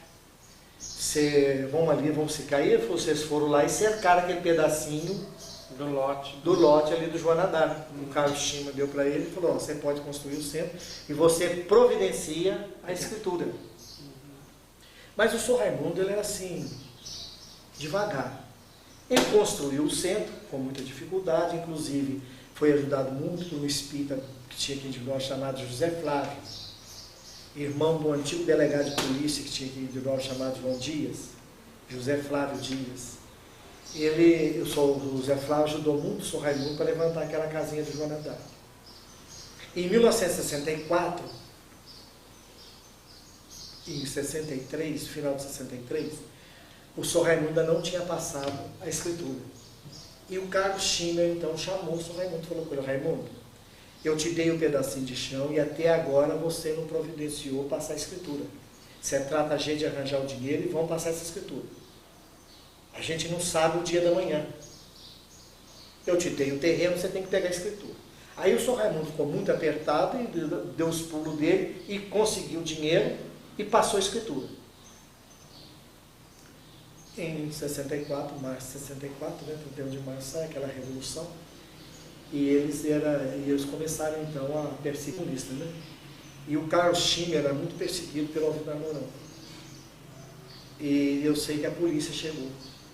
E antes disso eu tinha conversado com uma amiga minha, com uma amiga da minha mãe de muitos anos, que era muito amiga dele, e falou assim, olha, eles já fizeram tudo quanto é covardia comigo em delegacia por eu ser comunista. Só que dessa vez, ninguém mais me põe a mão. Comigo eles não fazem isso mais, eles fizeram. Mas foi nem revolução, ninguém falava nisso não. Ele comentou isso com essa senhora. Aí a revolução foi dia 31, mas quando foi em começo de abril, a polícia foi na casa dele. E ele pegou, subiu para cima do fogo da casa com a arma, com uma espingarda. E lá, parece que ele deu um tiro nele aqui, ó, não sei se ele deu, ou se foi a polícia que deu, a gente não sabe, que não estava presente. Eu sei que o Carlos Schimmer desencarnou dessa forma. E o Jonadá tinha pegado a escritura do terreno um pouco depois, não é? Aí é o Jonadá. Agora, o problema da construção lá da casa do Caminho é que eles construíram lá, eles ganharam do prefeito Fábio Notini um pedacinho de chão e a gente tinha ganhado um lote. Só que eles esqueceram de cercar o lote. Eles construíram a casa, cercaram a frente, mas o resto ficou aberto. Aí a prefeitura foi lá e tirou o fundo. Tirou quase 200 metros no fundo. Também para fazer um barracão para uma senhora que tinha uma casa no meio da rua, ali na rua Amazonas. Ela tinha uma casa em um barracão no meio da rua e a prefeitura queria abrir a rua, construiu esse barracãozinho, tendo até lá no fundo da casa do caminho. Então, quando a prefeitura foi lá e construiu, foi que eles alertaram que se eles tivessem cercado antes, eles tinham ficado com o lote todo, né? Então, sei que a prefeitura deu lá esse pedacinho, cercou e passou uma escritura de 120 metros, só que lá é 197 metros e pouco. Então, eles fizeram essa casa lá, mas uma casa mal construída, não tinha pedra no alicerce, era tijolo, muito fraco, muito mal construída, não tinha piso. E aquilo estava na mão do pessoal que estava no centro do Veloso, que era na Pernambuco. Com a mudança do centro para lá, o Veloso foi lá algumas vezes. Depois ele começou a entrar no processo de esclerose e ele não voltou lá mais. E o centro ficou entregue na mão de pessoas que não sabiam nada sobre doutrina. Otaviano Prata, eu lembro. Sou Otaviano Prata. Foi ele que passou, entregou. Tinha um outro lá, ele está até muito doente. Ele morava ali na Avenida de 21 de Abril, em frente àquele supermercado.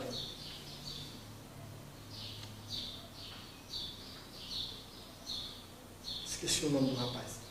Então ficou entregue na mão. E eles começaram a fazer reuniões lá, que mais parecia reuniões de terreiro, não tinha nada com a doutrina espírita. Eles gritavam. Então, quando passou para a mão do Sr. Otaviano Prata, ele dava gritos, ele chamava os espíritos de demônios, excomungados, e gritava aquilo alto, o povo tomou um medo, o povo tinha pavor da casa do caminho.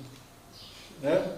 O povo olhava aquilo com o maior medo. Uma vez o Vicente tinha assumido a presidência. Era amor de Jesus, não? Era amor de Jesus ainda. O Vicente tinha assumido a presidência lá, porque depois a Ana interviu, né? E onde fizemos um novo estatuto, e mudamos o nome, e o primeiro presidente dessa época foi o Vicente. E um dia eu estava eu e o Vicente lá, dando uma guaribada lá na casa, e eu estava lá na frente, e tinha botado uma grade, né, Vicente, lá na frente, e eu estava lá na perto da grade, e um senhor passou, olhou para mim assim, muito temeroso, sabe? Ele andando assim muito devagar e olhando espantado para mim, sabe? Aí quando eu olhei para ele, ele falou assim, moço, o senhor não tem medo de ficar aí dentro, não? Uma coisa ruim baixa devido aos gritos, certo? Aos gritos que o senhor Otaviano Prata lá dentro do céu. Aí tinha um tal de São João, um espírita também aqui em Divinópolis, que foi lá um dia assistir uma reunião, ficou horrorizado com o que acontecia lá dentro, procurou Eliane Miranda, que era presidente da ANA, e falou, ó, vocês têm que ir lá dar um jeito naquilo, porque aquilo está em nome da doutrina espírita, e aquilo de doutrina espírita não tem nada. Aí a Eliane Miranda foi, assistiu uma reunião, também saiu de lá horrorizada, e ela pegou uma cópia do estatuto no cartório. Aí ela viu que pelo estatuto, qualquer espírita podia ser sócio do centro. Aí ela foi lá e falou com o senhor Taviano Barros, porque não tinha diretoria eleita, não tinha nada. Falou com ele que ele tinha que fazer, que a ANA ia exigir a eleição da diretoria. E nessa eleição, tirou ele fora, o Vicente assumiu. Aí ficou lá. Mas a Casa do Caminho tinha uma coisa que ninguém saía para aquilo. Todo mundo que né? Era uma dificuldade tremenda. Já melhorou a fama lá. Tinha uma coisa ali dentro que todo mundo que pegava desanimava com aquilo, que realmente era terrível. Foi presidente. Aí então nós chegamos um dia lá, eu fui convidado para fazer uma palestra, e quando eu fui lá fazer essa palestra, fui convidado pelo presidente que estava lá, o Getúlio. Ele então, ele me convidou para fazer a palestra. Quando eu entrei no centro, eu tive a pior das impressões. Os bancos tudo caruchado, mesa caruchada, pó por tudo quanto é lado. Sabe, eu abri, porque eu sou muito curioso, eu abri um armário, que está lá na Casa do Caminho até hoje. Mas parecia que eles tinham jogado uma lata de terra dentro do armário, de poeira e sujeira. Eu peguei a escritura da casa e bati ela assim, ó, com o livro de ata, falei com o presidente, eu falei, não deixa isso aqui não. Eles arrumam essa casa aqui, eles põem fogo nisso aqui, ó. Vocês não sabem que cartório que foi passado essa escritura, vocês vão ter a oração, leve isso para sua casa, tenha, né? Aí, e vi lá uma planta jogada lá no fundo. Eu olhei que a planta, falei, o que é isso aqui? Eu falei, não, porque isso aqui nós tínhamos um movimento aqui de sopro, e cresceu muito o movimento, e nós íamos fazer essa cozinha aqui no fundo do quintal. Só que o pessoal não deu conta de fazer. Quer dizer, o pessoal achou que os espíritas iam lá fazer a cozinha, né? Os espíritas pensam assim, tudo é os espíritas é que tem que tomar providência. Aí foram atrás do prefeito. Olha, o prefeito não faz nada para espiritismo, faz para o bispo. Se o bispo pedisse, ele mandava a equipe de pedreiro toda lá para ele, mas... Aí eu falei assim, mas por que vocês não fizeram? Ah, não sei o que, não foi. Então vamos fazer isso. Aí você aceita a gente ajudar a fazer isso? Ele falou, você aceita. Eu falei, então vamos começar. Aí eu chamei umas pessoas conhecidas. Só que quando eu fui estudar aquela planta, eu vi que tinha um erro tremendo, que a prefeitura dá lá para fazer pela planta errada. A prefeitura, quando ela não atrapalha, ela já está ajudando muito. Não existe mais não. Ela planta o seguinte, encostou no fundo do terreno, não tinha, assim, quer dizer, aqui na divisa e aqui na divisa. A janela e porta virada para um lado só, quer dizer, não tinha circulação de ar. Uma salinha pequenininha para servir de refeitório e uma cozinha. Quer dizer, se pusesse ali dentro um fogão industrial, cabia mais nada. Não, a cozinheira tinha que sair para fora. A hora que aquele escantasse, a cozinheira não suportaria ficar ali dentro. Aí eu pensei, bom, faz isso aqui, mas onde que vai guardar a panela, prata, essas coisas da cantina? Aí eu tinha que desmanchar 2 banheiros para fazer esse cômodo. E pegar esses 2 banheiros e passar lá para frente. Quer dizer, ia ser 3 construções com uma porcaria de uma casa caindo nos pedaços no meio. Eu falei, não, isso aqui não está certo. Chamei a turma, convoquei a turma de novo, falei assim, gente, vamos fazer o seguinte, vamos derrubar essa porcaria no chão, porque essa casa está para cair mesmo. Ela não demora a cair. Então é o seguinte, vamos derrubar. Ah, mas para construir, eu falei, ó, se a gente fizer o alicerce já é muita coisa. Vamos derrubar. Aí eles concordaram. Aí no domingo nós fomos lá e quando começou a tirar a madeira, o que estava segurando as paredes era a madeira. As paredes começaram todas a balançar. Aí nós derrubamos no chão, ganhamos o projeto, aí nós começamos. Onde a Casa do Caminho está hoje. Tem 2 pavimentos terminados. Estou terminando agora com esse negócio das poltronas lá, eu termino o 2º pavimento. E agora vou começar a trabalhar com o 3º, né, para terminar a obra. Em último lugar, Maurício, essa construção aqui, que atualmente pertence ao estudante do Evangelho, já foi um centro espírita? O que Foi. você fala? Aqui é o seguinte, esse aqui era o Centro Espírita, o Consolador. Vocês podem observar que na prefeitura tem um nome Consolador do prédio lá, até hoje, que era o Centro Espírita Consolador. Foi fundado pelo Geraldo Magalhães. E o lote era dele. Agora, ele só levantou os 3 pavimentos. Fez a fundação, A estrutura. a estrutura, os 3 pavimentos. E fechou em volta. Tá? Essa parte aqui do meio era o centro. Isso aqui era um vão. Aqui era um vão. E lá embaixo era vão e em cima também era 3 vãos. Só isso que tinha. Não era rebocado por fora. Esse aqui era rebocado por dentro. E aqui então ele tentou durante muitos anos levantar esse centro. Só que esse centro nunca foi adiante. Parece que esse centro não era programado pela espiritualidade. O que a gente pensa, na época nós pensamos foi isso, porque ele não conseguiu. E ele ficou com isso aqui fechado. Com aquelas poltronas que está lá no Nasce Hoje, aqui. Aí um dia ele emprestou 6 para o estudante do Evangelho e 4 para o irmão Camilo. O irmão Camilo tinha construído lá, precisando de poltrona, ele emprestou 4 carreiras, 24 cadeiras para lá e 36 para o estudante do Evangelho. E ficou isso aqui parado. Aí um dia o Roberto Conti estava com a ideia de construir um hospital espírita. Aí falou com o Sr. Otaviano Braga, que era o Tito Braga, que frequentava aqui. Falou: Tito, lá está fechado, fala com o Geraldo para doar aquilo para o estudante, para a gente fazer ali um hospital, fazer qualquer uma coisa ali.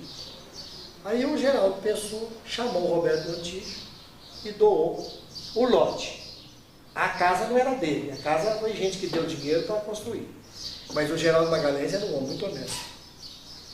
O Geraldo Magalhães era de uma honestidade, de uma hombridade a toda a prova.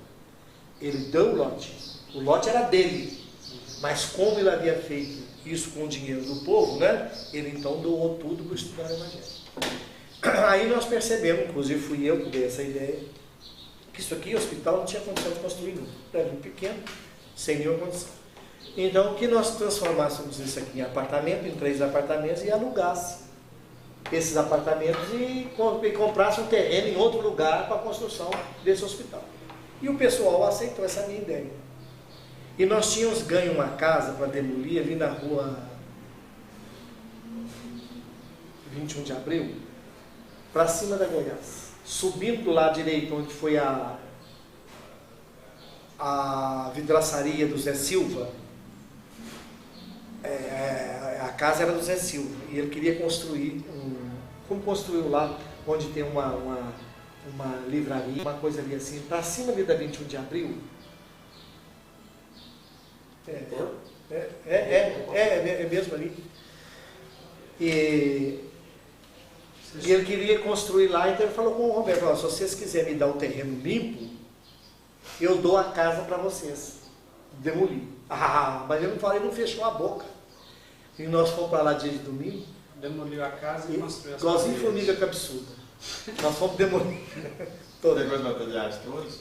A parte de baixo, aqui, esse apartamento aqui do porão, ele é todo construído com tijolo comum, tirado da casa lá. Tá? O tijolo da casa nós fizemos isso aqui. E depois dividimos com tijolo furado isso aqui. Tá? Inclusive algumas portas nós usamos naquele apartamento lá embaixo, que nós tiramos lá da casa. Tá? Então ficou isso aqui. Isso aqui então ficou, só que o Geraldo morreu magoado. Segundo eu fiquei sabendo, ele ficou magoado porque o patrimônio não teve um destino para o qual ele havia doado. Sabe? No hospital. Para uma instituição de caridade. Entendeu?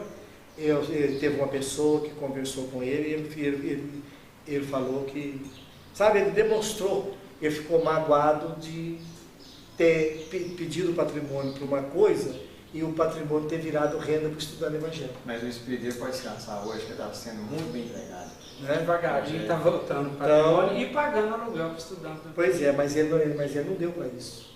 Esse é que é o problema que eu falo para vocês, o princípio ético das coisas.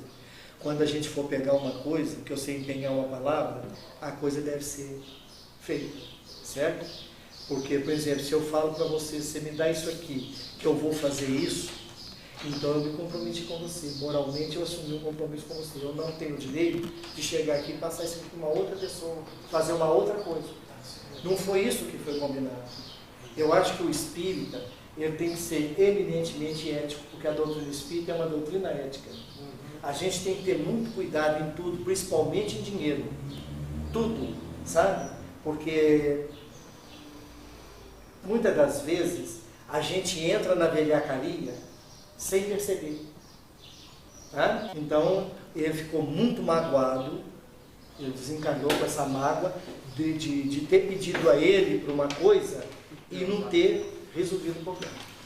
Maurício, para terminar, eu gostaria que você fizesse, depois de tantos anos de participação do movimento espírita, ter passado por tantas fases diferenciadas, que você fizesse uma análise do nosso movimento hoje, aqui de Divinópolis, da região, e até mesmo do movimento do Brasil e do mundo, né, com essa experiência sua, fizesse uma crítica no sentido do que está bom, o que melhorou, o que piorou, e suas palavras finais. O movimento melhorou muito.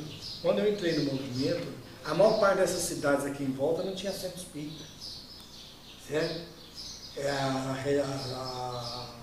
O Conselho Regional em Divinópolis, quem começou as primeiras palestras para levantar o Conselho Regional foi eu e o Jesus Maia, que nós começamos a viajar para fazer palestra.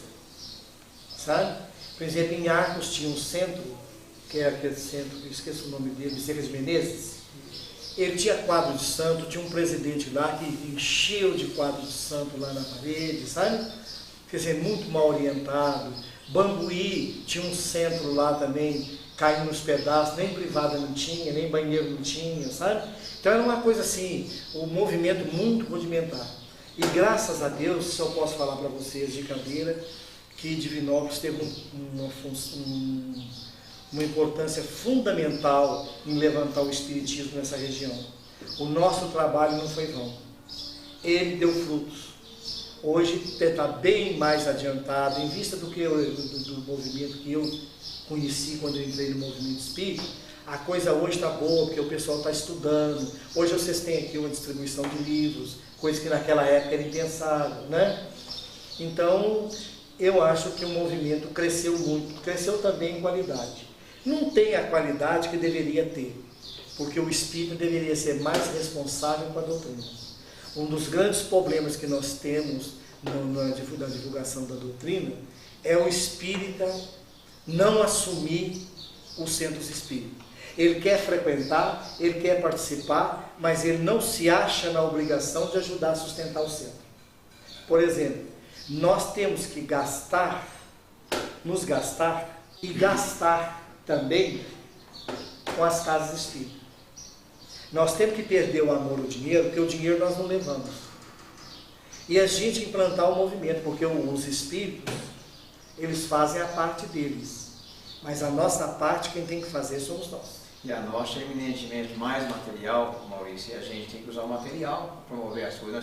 Nós temos discutido isso aí, conta de luz para pagar, uma reforma para fazer, e a gente fica aí na base ainda do... Tem que estar certo, da pechincha, um esforço que faz, um jantar beneficente, mas nós temos que tirar um pouco do bolso e passar para o centro, todas as igrejas, todas as regiões. Eu te pergunto, qual é o movimento religioso que vai cumprir com a sua obrigação dependendo de bazar da pechincha?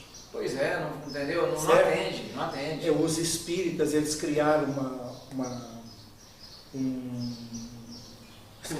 uma cultura de que o espiritismo não precisa de dinheiro. A doutrina espírita não precisa de dinheiro, mas o movimento espírita precisa. Nós temos água para pagar, nós temos luz para pagar, nós temos material de limpeza, nós temos programa espírita, nós temos tudo.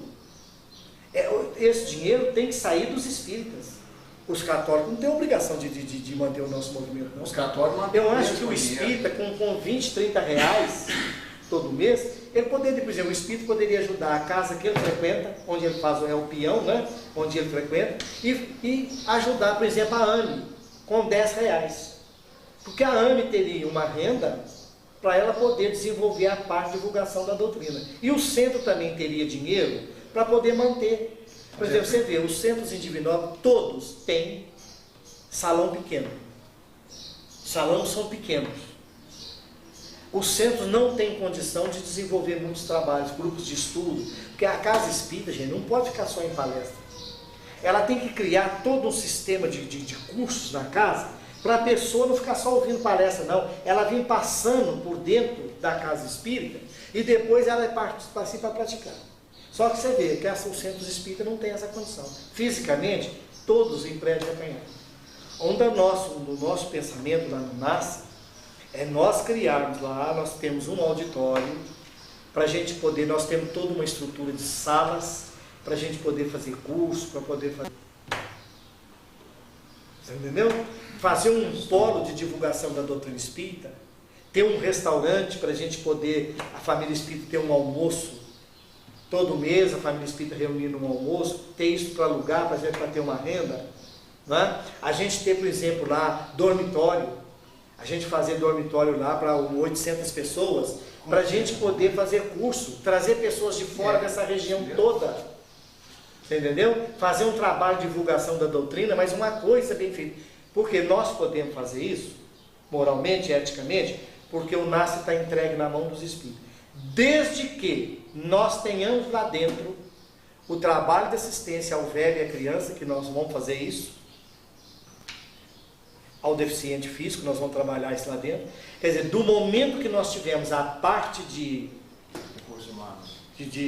assistência social atendida, nós estaremos de acordo com o desejo dos fundadores. O patrimônio, ele será voltado a essa prática da assistência social. Só que nós não vamos fazer puxadinho.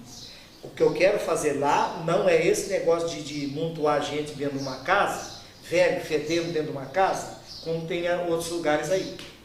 Nós vamos conversar com pessoas da área, com um profissional da área, como é que vai ser a construção, como que vai ser feito.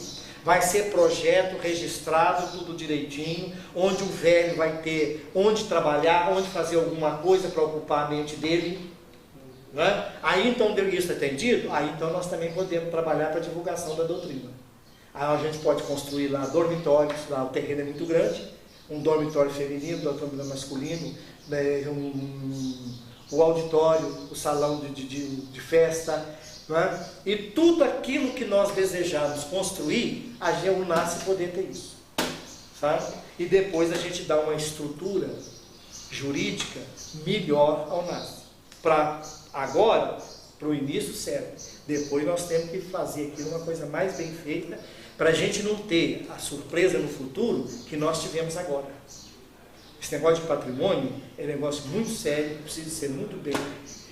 Então eu acho um movimento bom. Poderia ser melhor se os espíritas fossem mais responsáveis, se doasse mais, sabe? Eu acho o espírita muito teórico. A maioria dos espíritas, eles ficam só no campo da teoria. E não pode ser assim não, o espírita tem que arregaçar a manga e trabalhar. Eu falei para vocês no início, eu tive a sorte de começar trabalhando virando concreto, trabalhando de carpinteiro, fazendo casa para pobre, campanha do quilo. Graças a Deus eu entrei por esse caminho. Então não existe nenhum trabalho que é desonroso, nenhum trabalho que é feio, nada disso. Eu acho que para Jesus a gente tem que trabalhar com todo o amor. E nós é que temos que fazer o movimento espírita, não é o espiritismo. O movimento espírita é construção nossa. E enquanto nós não enfiarmos a mão no bolso e tirarmos os escorpiões que nós temos dentro do bolso, e a gente começar a ajudar mesmo com amor, gastar o nosso dinheiro também com a doutrina, aí o nosso movimento melhora. Maurício, muito obrigado em nome do grupo Foi um prazer. Tá? É muito importante isso para nós, porque é o conhecimento da nossa história, e a gente vai conhecendo as nossas raízes e entendendo que a gente faz parte de uma cultura, de uma tradição, né? E que tem uma responsabilidade de levar isso para frente. E a gente tem que ser o seguinte, essas pessoas no começo do movimento, eles não tinham conhecimento, eles tinham pouco conhecimento doutrinário, e tudo, mas nós temos que render homenagem a eles, porque eles foram os desbravadores. Eles sofreram muitas perseguições por causa da doutrina. Tá? Dentro do movimento, a gente é perseguido. Eu fui muito perseguido no movimento espírita, porque eu fui de encontro àquilo que estava estabelecido. né? Eu comecei a desmontar aquela estrutura que eu achei arcaica, superada. Eu fui contra aquilo, fui mudando, criando grupos de estudo, fui mudando uma cidade, mandando tudo direitinho. Então, eu fui muito perseguido. Dentro do movimento espírita. Fora do movimento espírita, eu não conheci perseguição. Mas dentro do movimento espírita, eu fui muito perseguido. Agora, esses desbravadores, eles tiveram que enfrentar um meio hostil, um meio social hostil. Não é? Então, a gente tem que render homenagem a eles com todos os senões que houve no trabalho deles. Nós temos que fazer uma homenagem muito grande, porque eles foram verdadeiros desbravadores.